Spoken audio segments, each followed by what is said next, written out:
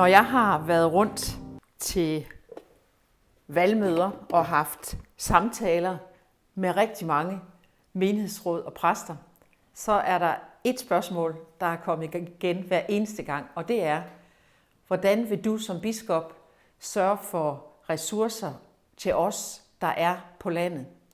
For nogen har fortalt mig, at det er en oplevelse af, at der stille og roligt er blevet mindre og mindre præst, og man er egentlig bange for, at den udvikling bare fortsætter. Og derudover, så er der også mange, der har sagt til mig, vi vil jo rigtig gerne på landet, ikke bare klare dagen og vejen, men vi vil gerne ligesom kirkerne i byerne være gode til at være nysgerrige og kreative, så vi udvikler nye former for kirke, som er gode for mennesker her hos os. Nu vil jeg utrolig gerne bare lige hive 17 præster op af lommen og sige, at med mig som biskop, så kommer der mere præst på landet, og der kommer flere midler. Det vil jeg ikke sige, for det vil være løgn. Det er ligegyldigt, hvem der bliver biskop, så er rammevilkåret, at vi har de præster, vi har, og vi skal få dem til at slå til.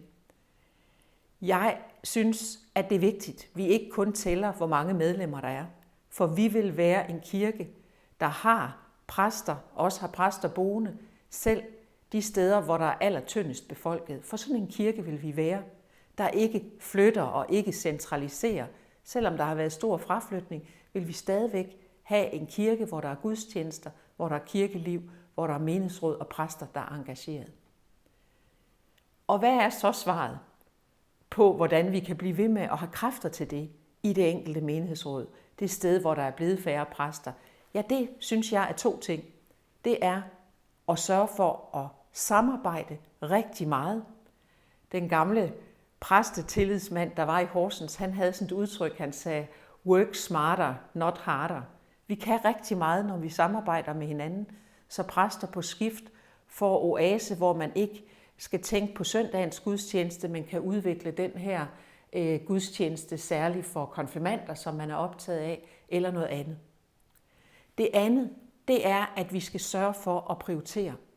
Og her er det faktisk i høj grad lokalt, for økonomien, det er jo derhjemme i provstiet og i sognet, man står for det. Og her er der altså ting, vi kan gøre. På landet, der bor i dag 20% af befolkningen. I middelalderen boede der 80%. Men middelalderkirkerne ligger der stadigvæk, og det koster os for meget at vedligeholde dem. Og når vi skal vedligeholde dem, så har vi jo fornuftig, logisk, jysk sans.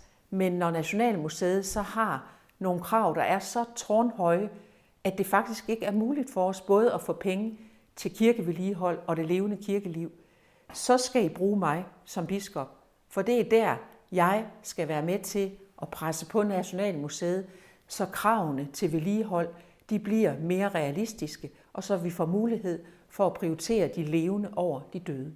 Og det er jo det, vi alle sammen vil. Men tak for spørgsmålene, og jeg glæder mig til, at vi skal snakke sammen igen her i løbet af bispevalgkampen. Ha' en rigtig god dag. Vi ses.